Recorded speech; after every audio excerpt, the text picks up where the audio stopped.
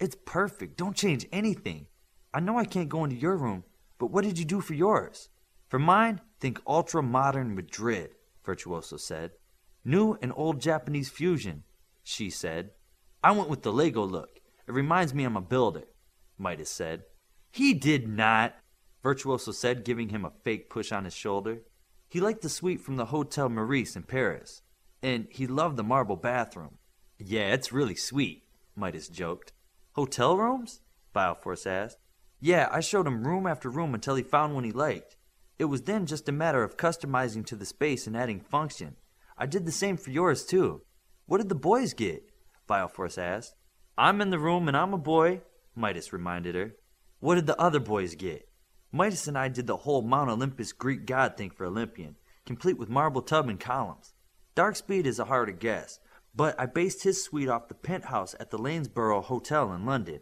I hope they both like them, Virtuoso said. If they don't, you can change them back to cement rooms, she said. Can this building support this much extra weight? Bioforce asked. Not a problem. We've reinforced everything.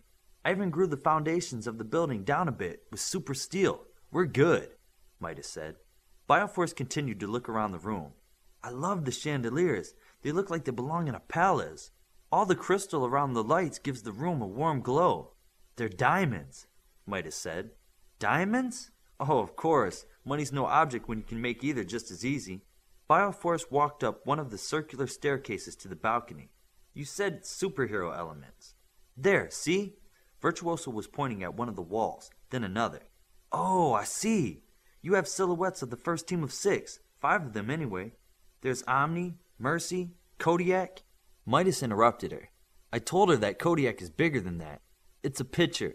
I can use what he looked like in his prime, Virtuoso said. Maybe it's just me, but why don't you make them a little more pronounced? I mean, I didn't notice them until you said something, Bioforce said. Virtuoso didn't look like she liked the criticism, and didn't like the idea of changing any of her artwork. Midas thought he might be able to get the two to meet eye to eye. Jilly, if Bioforce didn't see it, you know that Olympian and Darkspeed won't see them. Maybe we can do it another way. Well, how about some kind of flat statue embedded in the wall, rather than subtle color changes? Virtuoso said while looking back and forth at the walls. That sounds good. I bet it would look good too, she said. Virtuoso seemed to be getting excited about the idea. Not just the first team, she said, getting more animated. We can put the first team over here, and the Tokyo team over here, the London team over here, the Los Angeles team there, and our team here. The others watched in awe as Virtuoso's illusions started to reshape the walls. Let's see which statues to use. What's she talking about? Bioforce asked. Jilly can see into artists' minds around the planet. She's picking the statue she likes best. Bioforce made a big, impressed face. That's cool. So, you like Jilly instead of Jillian? Yeah, I do. And call me Jet, at least in here, she said. Okay, then call me Hannah, Bioforce said. Instead of Joanna? I like it, she said. Call me Joseph, because that's my name, Midas said. We're all using nicknames. You pick a nickname, she said. Everything about coming here was not my choosing. I didn't even choose Midas. I'm not losing my real name, too. Joseph, lighten up, Bioforce said. Okay, start changing them to gold for now, Virtuoso said. Midas walked to the wall and touched it. All the statues that were flattened to the walls were now gold, fused into the walls behind them. She and Bioforce watched as Virtuoso then made statues of their alpha team. Once done, she was the first to walk over and touch her own statue. This is gorgeous. So is the one of my father. Bioforce stood in front of hers and just stared. Is this how you see me? That's how everyone sees you, Virtuoso said. If you'd like, you can help me figure out what material to change them to. I'd love that. Me too, she said. I just have to let the guys know I'll have the stuff from Connors tonight. She touched her earpiece and called IQ. Darkspeed and Olympian raced back to the dorms. Olympian was faster on the straightaways, but his takeoff and landing lost too much time. After he landed and turned to face the dorms, Darkspeed was there holding the door for him. You are fast, I'll give you that, Olympian said. Thanks. I don't know about you, but I really need a shower before dinner, Darkspeed said as they entered and headed up the stairs. Are you kidding? That last time I cratered with kinetic, we hit some kind of clay that's like glue. It even sticks to this anti-friction stuff. I mean, look, these grays are bread. Olympian was pulling little bits of his tattered outfit off. Darkspeed tried not to laugh at Olympian, but couldn't help it. Toast! Toast, not bread. Oh, toast. Who taught you English? My mother, but she's Italian. That would explain it. Hey, Speedy, how much Greek do you speak? Olympian felt superior with this comment. Darkspeed stopped in front of the door to first team's dorm. The pause was deliberate, and he looked right at Olympian. I speak Greek, he said in Greek. Really? How did you learn? My mother. She made us read the Bible in Greek. Took me almost 2 weeks to learn. Olympian seemed a little surprised as they opened the door to first team common room. When he stepped in, he stopped to see if it was really his room. Both the dirt-covered boys looked dumbfounded. Bioforce was amused by the looks on their faces. How can you bring such filthy clothes into a palace as sublime as this? Darkspeed and Olympian looked afraid to walk into the pristine room. She called Midas over. Can you take the dirt off of them? I don't feel that comfortable with my powers yet. Reggie, how do we clean them up? As a suggestion, sir, I can retrieve swimming trunks and towels from Mr. Olympian and Mr. Darkspeed. They can then clean themselves in the lake past the training grounds. Darkspeed and Olympian kind of nodded. You did all this today? Darkspeed asked. And wait till you see your rooms, Bioforce said.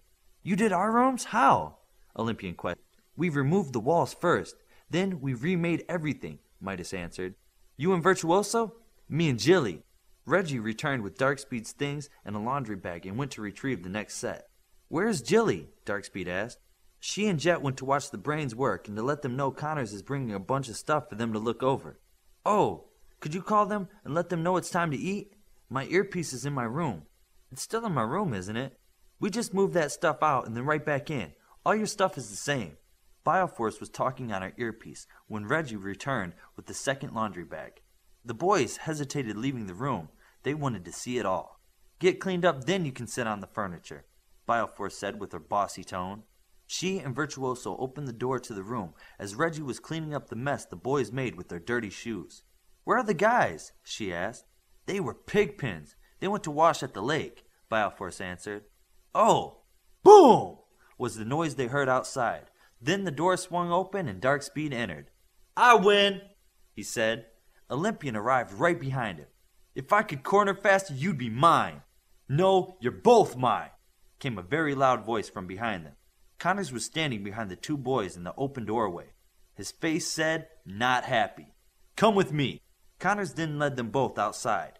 She stood at the top of the stairs to their room, outside of their soundproof common room. She used her super hearing to listen to what was said to the boys. Connors was loud enough that anyone could hear him. She grimaced at the volume and dressing down the boys were subject to. Why is he so loud? Midas asked. So everyone hears him, and everyone knows to not do what they did, she answered. What is he saying? Bioforce asked. Safety, respect, building damage, lack of care, personal responsibility. There could have been alphas without red harnesses in the way and, in general, use your brains, she said. Why did they do that? Midas asked. They were still in a competitive mindset from playing. Neither of them could ever play like that against equals before. They were just caught up in the moment, Virtuoso said. Midas figured she must have read Olympian's mind. Why don't they just tell Coach that? She spun around and shook her head. No. Any excuse or failure to take acceptance of your actions and they'll get another lecture. Bioforce laughed and added, You've heard that one before, I take it. Almost the exact same speech. My father must have learned it here. Olympian and Darkspeed finally came up the stairs like a pair of whipped dogs. Other students that were around were very quiet as they passed through the main lobby. Midas had no such reverence as they entered their own dorm. Hey Darkspeed, I'll race you to the cafeteria. Not funny, Darkspeed said. Don't take it personal, Virtuoso said. I touched a few of the other coaches' memories, and that speech was coming no matter what. You were just the ones who happened to get it. This news made Olympian and Darkspeed feel a little better. Looking around at their new common room, they started to shake the bad mood altogether. Bioforce gave the tour this time, and the boys were equally fascinated. When they emerged from their respective rooms, they were elated. It's totally me. You couldn't have done a better job, Olympian proclaimed as he came out of his room wearing clean grays. Thanks, Virtuoso said. Darkspeed came out of his room too.